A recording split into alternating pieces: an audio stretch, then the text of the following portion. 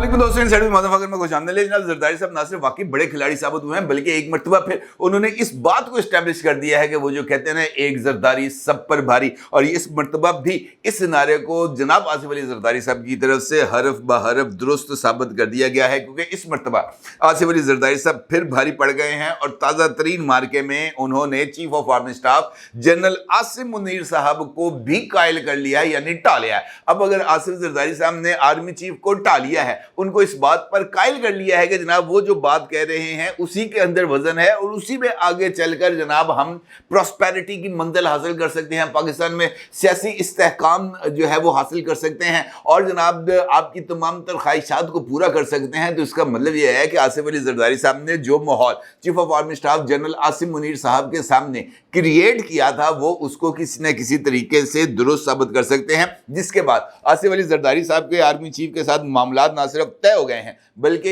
ईद के बाद दो अहम तरीन सदारती हुक्मनामे जारी करने पर भी इत्तफाक पाया गया है। और इसका मतलब यह है कि ईद के बाद जनाब दौरे इब्तला इमरान खान साहब के लिए, यानी मुसीबतों का दौर ना सिर्फ शुरू होने वाला है बल्कि अब पाकिस्तान तहरीक इंसाफ को इस दौरे इब्तला के लिए, यानी मुसीबतों के इस दौर के लिए काउंटडाउन को शुरू कर देना चाहिए। क्यों? ये एक बहुत ही इंपॉर्टेंट सवाल है और सवाल ये भी है कि chief of army staff general Asim Munir और जनाब सदर आसिफ अली जरदारी साहब के दरमियान होने वाली इस मुलाकात का या उनमें तय पाने वाले मामलात का फाइनल आउटकम क्या होगा। सवाल ये भी है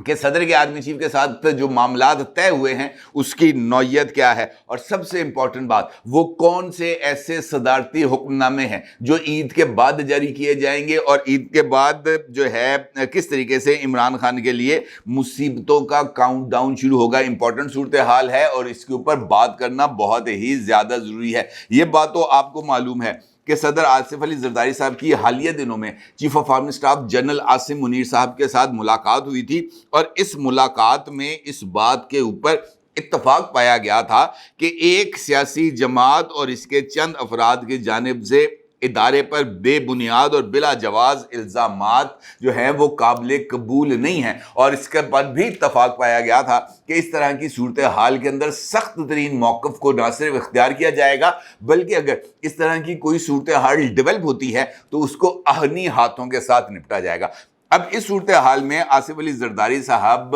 उनकी ये ख्वाहिश थी कि उनकी जो पॉलिटिकल एडवांसमेंट है उसके रास्ते में किसी तरह की कोई रुकावट क्रिएट ना हो, और ख़ास तौर पर एक अहम मामला अभी पेश है पीपल्स पार्टी को, और वो है सेनेट इंतखाबात के बाद चेयरमैन सेनेट के ओहदे पर तकर्री। और इसके लिए इस्टेब्लिशमेंट की ये ख्वाहिश थी कि जनाब अनवारुल हक काकड़ साहब को, जो साबिक निगरान वजीर आज़म हैं, उनको इस ओहदे पर फाइज किया जाए। जबकि पीपल्स पार्टी की तरफ से आज ऑफिशियल अनाउंसमेंट भी कर दी गई है कि जनाब सैयद यूसुफ रज़ा गिलानी साहब पाकिस्तान पीपल्स पार्टी की तरफ से चेयरमैन सेनेट के लिए उम्मीदवार होंगे। ये जो मीटिंग जिसका मैं आपके साथ जिक्र कर रहा हूँ, जहाँ पर बहुत सारे मामलात के ऊपर गुफ्तगू हुई है, वहां पर आसिफ अली जरदारी साहब ने अपने इस मौक़िफ़ पर जनाब आसिम मुनीर साहब को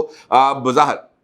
कायल कर लिया है कि जनाब सैयद यूसुफ रज़ा गिलानी साहब ही चेयरमैन सेनेट के लिए बेहतरीन उम्मीदवार हैं। क्योंकि ये जो मुलाकात हुई थी, ये मुलाकात महज इस वजह से नहीं हुई थी कि जनाब आसिम मुनीर साहब ने जाना है ईवान सदर और जाकर जनाब आसिफ अली जरदारी साहब को सलूट ठोकना है और उसके बाद जनाब उनको सदर का ओहदा संभालने पर मुबारकबाद देनी है। क्योंकि अगर मुबारकबाद देने तक ही ये मामला महदूद होता तो फिर ये बात आगे ख़त्म हो जाती। लेकिन अब चूँकि इस मुलाकात का जो हैरानकुन फाइनल आउटकम है वो सामने आया है, तो फिर इसका मतलब ये है कि वहां पर इसके अलावा भी बहुत सारे अमूर के ऊपर गुफ्तगू की गई, खास तौर पर इन दो लाइनों के बारे में जिनका साथ मैंने आपके साथ जिक्र किया है कि सियासी जमात और उसके चंद अफराद की जानिब से इदारे पर बेबुनियाद और बिला जवाज इल्ज़ामात पर सदर ममलिकत की तरफ से तशवीश का इजहार किया गया। अब सूरत हाल क्या बन रही है? सूरत हाल ये बन रही है कि इस बारे में बहुत ही ज़्यादा तहफ़्फ़ुज़ात हैं पाकिस्तान की इस्टेब्लिशमेंट को कि जिस तरीके से इस वक्त के मामलात चल रहे हैं उसके आगे रोक लगाना बहुत ही ज़्यादा ज़रूरी है। क्योंकि खैबर पख्तूनख्वा वो सूबा है जहाँ पर इस वक्त इमरान खान साहब की जमात की हुकूमत है, और वहाँ पर जिस तरीके से मामलात को चलाया जा रहा है और जिस तरीके से वफाक को कन्फ्रंट किया जा रहा है और जिस तरीके से मुस्तकबिल को सामने रखते हुए खैबर पख्तूनख्वा को वफाक के मुकाबले में खड़ा करने की कोशिश کوشش کی جا رہی ہے اس کے راستے میں رکاوٹ کریٹ کرنا بہت ہی زیادہ ضروری ہے. خاص طور پر حالیہ دنوں میں سینٹ کے انتخابات خیبر پختونخوا کے اندر صرف اس وجہ سے ملتوی ہو گئے کہ پشاور ہائی کورٹ اور الیکشن کمیشن آف پاکستان کے واضح احکامات کے باوجود بھی خیبر پختونخوا کے اسپیکر اور چیف منسٹر نے ان اراکین اسمبلی سے حلف لینے سے انکار کر دیا اور واضح طور پر اس بات کا اظہار کیا کہ جناب ہم ان سے حلف نہیں لیں گے. اب وہ موجودہ صورتحال میں جس وقت یہ میٹنگ ہو رہی تھی جناب آصف علی زرداری صاحب اور chief of army staff general Asim Munir صاحب کے درمیان، تو اس موقع پر اسی دن پشاور ہائی کورٹ کے اندر جو پیپلز پارٹی تھی اس نے خیبر پختونخوا کے چیف منسٹر اور اسپیکر کی طرف سے اراکین اسمبلی کو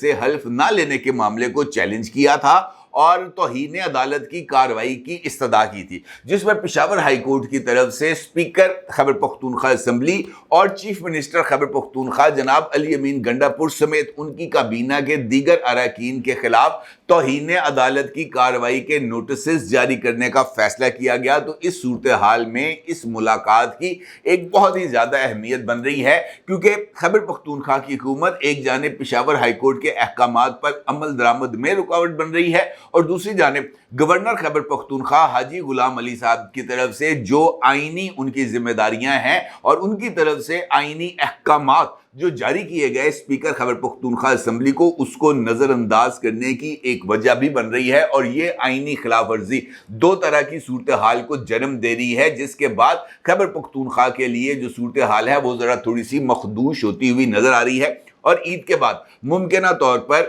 اگر یہ توہین عدالت کی کارروائی آگے بڑھتی ہے تو ایک صدارتی حکم نامہ جاری کیا جا سکتا ہے، جس کے تحت صوبائی اسمبلی اور صوبائی اسمبلی کے ساتھ ساتھ صوبائی حکومت کو معطل کرتے ہوئے صوبے میں گورنر راج کا نفاذ کیا جا سکتا ہے. گورنر راج کے نفاذ کے لیے ایک جانب فیڈرل کیبنٹ کی منظوری ضروری ہے اور اس کے ساتھ ساتھ جو نیشنل اسمبلی ہے اس کی منظوری ضروری ہے، اور اگر یہ جو ہے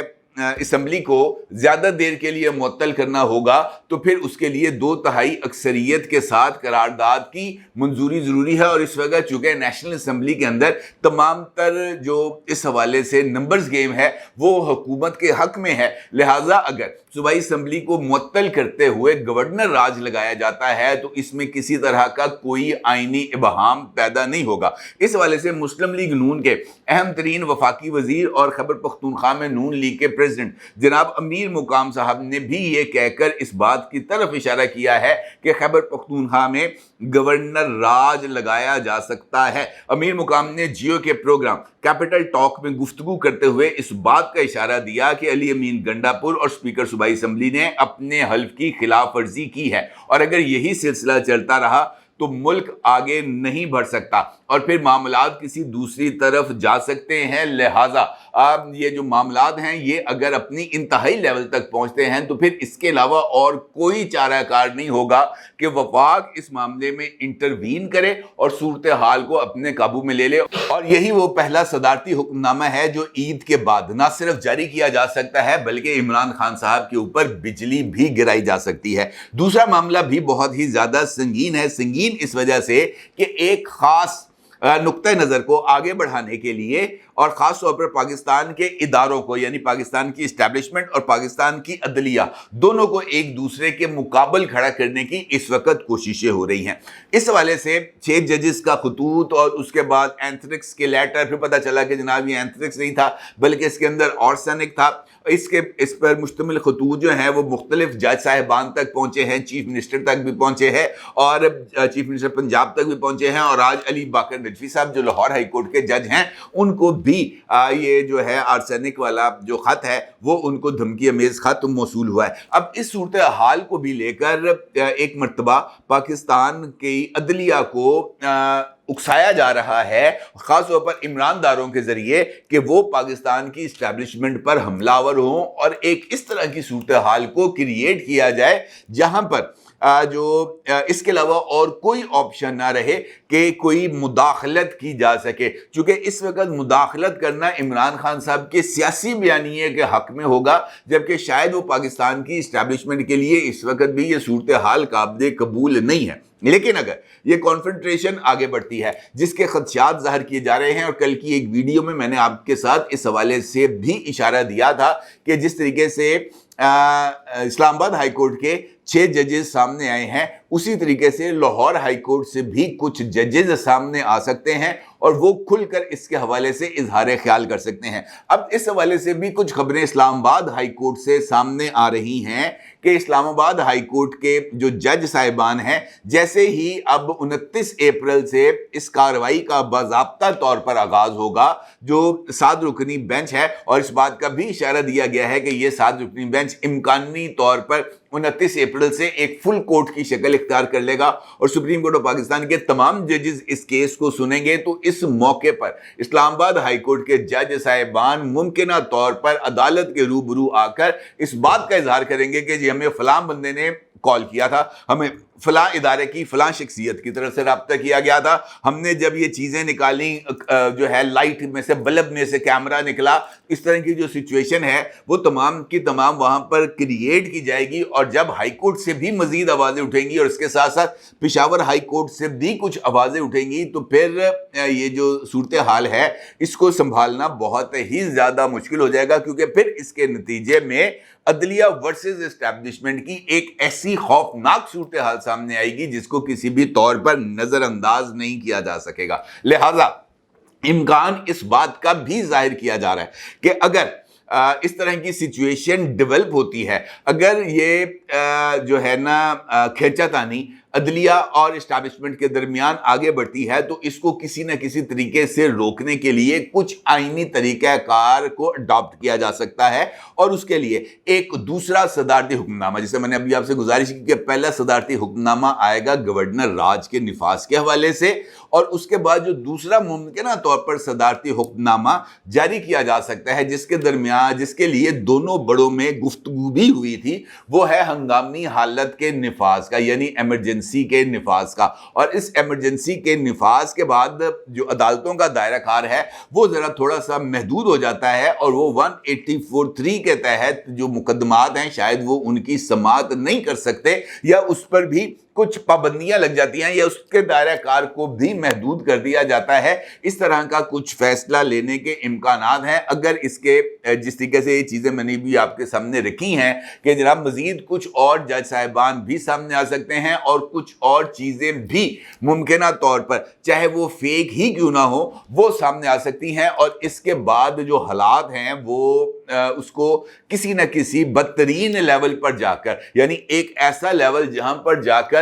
किसी के पास इसके अलावा और कोई ऑप्शन ना बचे कि वो जमहूरियत का ही बिस्तरा गोल करके साइड पर रख दे और मुल्क एक मरतबा फिर आमरीयत के गहरे साए में चला जाए, उससे बचाने के लिए इस बात का कुछ ना कुछ रास्ता निकाला जाए कि जनाब हंगामी हालत का निफाज कर दिया जाए। और बतौर सदर आसिफ अली जरदारी साहब के पास ये इख्तियार मौजूद है कि वो इस सदारती हुक्मनामे को जारी कर सकते हैं, लेकिन इसकी एक कीमत है जो आसिफ अली जरदारी साहब को अदा करनी पड़ेगी, और वो यकीनी तौर पर पाकिस्तान पीपल्स पार्टी का एक जो जमहूरी स्टेचर है उसके ऊपर जरा थोड़े से सवालात आएंगे। लेकिन वो सियासी लोग हैं और सियासी लोगों के पास जो बयानिया है उसकी कमी नहीं होती। अब अगर पीपल्स पार्टी ने ये सब कुछ करना है तो फिर उसके एवज उनको कुछ चाहिए होगा। जिस तरीके से मैंने भी आपके सामने गुजारिश की है कि आसिफ अली जरदारी साहब टेबल टॉक के ना सिर्फ मास्टर हैं बल्कि इस लो दो के खेल के अंदर उनका कोई सानी नहीं है। और यही वजह है कि आसिफ अली जरदारी साहब के साथ जो भी बंदा मेज पर बैठकर डायलॉग करने की कोशिश करता है, आसिफ अली जरदारी साहब पायन उनटा लेते हैं,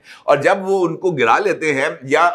उसको अपने मौके पर ले आते हैं तो फिर आसिफ अली जरदारी साहब को ना करना बहुत ही ज़्यादा मुश्किल हो जाता है। और शायद यही वजह है कि अब अनवारुल हक काकड़ साहब के नाम से इस तरह लगता है जैसे एस्टैब्लिशमेंट पीछे हट रही है और यूसुफ रज़ा गिलानी साहब के लिए मैदान हमवार हो रहा है। और शायद ये वो कीमत है जो पीपल्स पार्टी वसूल करना चाहती है उन 2 सदारती अहकामात के जारी करने पर जिनका जिक्र मैंने अभी आपके सामने किया। इसका मतलब ये है कि ईद के बाद जो सूरत हाल है वो ना सिर्फ गंभीर होने जा रही है, बल्कि अगर मैं ये कहूँ कि इसके बाद इमरान खान साहब के लिए हकीकी मुश्किलात का आगाज शुरू हो रहा है, تو یہ کہنا کچھ زیادہ غلط نہیں ہوگا، کیونکہ صرف اسمبلی معطل کر کے عمران خان صاحب کی حکومت کو گھر بھیجنا ہی مقصود نہیں ہے، کیونکہ صرف اگر حکومت کو گھر بھیج دیا جائے یا اسمبلی کو معطل کر دیا جائے تو عمران خان صاحب کے پاس ایک مرتبہ پھر مظلومیت کا کارڈ آئے گا اور وہ اس مظلومیت کے کارڈ کو کھیلنا شروع کریں گے۔ لیکن اس کے ساتھ ساتھ جو دیگر عدالتیں ہیں، خاص طور پر سول عدالتیں ہیں، وہاں پر اب فاسٹ ٹریک کے اوپر نہ صرف معاملات چلیں گے بلکہ 9 مئی میں ملوث ملزمان کو تیز رفتاری کے ساتھ سزائیں ملیں گی۔ لہٰذا ایک جانب یہ والے عمل کا آغاز ہوگا، سیاسی طور پر عمران خان صاحب کا راستہ روکا جائے گا، دوسری جانب 9 مئی کے واقعات کو ایک مرتبہ پھر نہ صرف اس بات کا اظہار کیا جائے گا کہ واقعتاً جو الزامات عائد کیے گئے تھے پاکستان تحریک انصاف پر وہ الزامات درست ہیں، اور پھر وہ تمام لوگ جو اس وقت ملٹری کورٹس کے اندر ٹرائل بھگت رہے ہیں ان کی طرف سے کیے جانے والے انکشافات کی روشنی میں بھی ایک خوفناک کریک ڈاؤن ہے جو عید کے بعد ہونے جا رہا ہے۔ لہٰذا یہ معاملہ صرف یہ نہیں ہے کہ عمران خان صاحب کو مظلومیت کا کارڈ تھما دیا جائے گا یا عمران خان صاحب سے یہ بات کہہ دی جائے گی کہ جب آپ ایک مرتبہ پھر اپنے پولیٹیکل بیانیے کو لے کے آگے بڑھیں، اس طرح اس مرتبہ کوئی آپشن عمران خان صاحب کے پاس اویلیبل نہیں ہوگا، کیونکہ فیصلہ سازوں نے اس بات کا فیصلہ کر لیا ہے کہ اس مرتبہ چاروں طرف سے گھیڑا ڈالا جائے گا اور گھیڑا ڈال کر گدر کٹ چڑھے گی، اور وہ بھی خوفناک۔ اپنے رائے کو ضرور اظہار کیجیے گا۔ آپ کو بہت شکریہ۔ اللہ حافظ۔